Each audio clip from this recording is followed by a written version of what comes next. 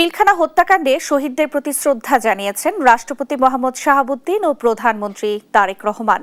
শ্রদ্ধা জানান তিন বাহিনীর প্রধানরা। শহীদদের স্বজনরাও শ্রদ্ধা নিবেদন করেন। স্বরাষ্ট্রমন্ত্রী জানান, এই হত্যাকাণ্ডে দৃষ্টান্তমূলক বিচার হবে যাতে এমন ঘটনার পুনরাবৃত্তি না ঘটে। তবে নতুন করে তদন্ত কমিশন হবে না বলে জানান তিনি। সাইফুল রিপনের রিপোর্ট। ১৭ বছর আগে ২০০৯ সালের এই দিনে রাজধানীর পিলখানায় তৎকালীন সীমান্তরক্ষী বাহিনী বিডিআরের সদর দপ্তরে সংঘটিত হয় নির্মম হত্যাযজ্ঞ। শহীদ হন ৫৭ জন সেনা কর্মকর্তা সহ ৭৪ জন। দিনটি শহীদ সেনা দিবস হিসেবে স্মরণ করছে বাংলাদেশ। বুধবার সকালে বনানী সামরিক কবরস্থানে শহীদ সেনা কর্মকর্তাদের সমাধিতে ফুল দিয়ে শ্রদ্ধা জানান রাষ্ট্রপতি মোহাম্মদ শাহাবুদ্দিন।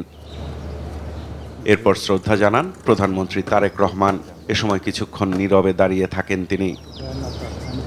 সালাম জানান তিন বাহিনীর প্রধানরা। পরে দোয়া ও মোনাজাতে অংশ নেন রাষ্ট্রপতি ও প্রধানমন্ত্রী।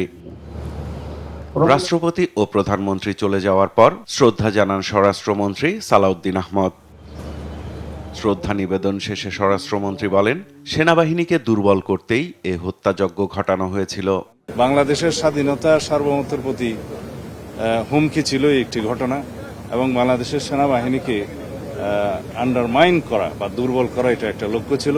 সেটা তাদেরই থাকতে পারে যারা বাংলাদেশের স্বাধীনতা সার্বভৌমত্বে বিশ্বাস করে না অথবা একটা দুর্বল রাষ্ট্র হিসেবে এই দেশকে দেখতে চায়।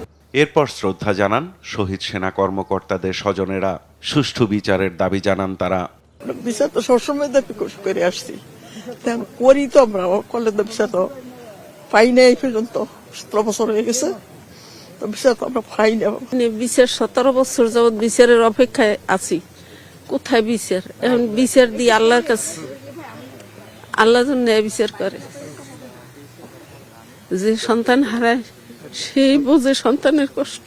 বিচার তো সুষ্ঠু পাইনি, আমরা চাই যে সুষ্ঠু বিচারটা হোক। আমার মা বাবা বেঁচে আছে, ওনারাও চায় ছেলের জন্য। ওনারাও আসে প্রতি বছর, দেখতেই পাচ্ছেন আমার মার বয়স ৮০ বছর, আমার বাবা 98।